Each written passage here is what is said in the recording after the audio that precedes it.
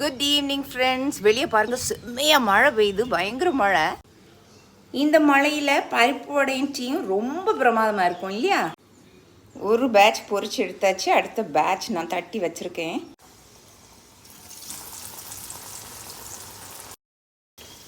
வடை ready ஆயிடுச்சு.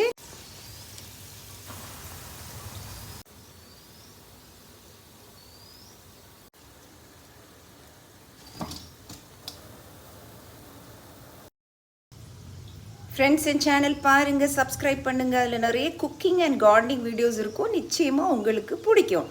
So நல்ல மழையில் சுவையான பருப்பு வடையும் டீயும், ஏற்கனவே பருப்பு வடை ரெசிபி நான் போட்டிருக்கேன். லிங்கை டிஸ்கிரிப்ஷன் பாக்ஸில் உங்களுக்கு நான் தரேன்.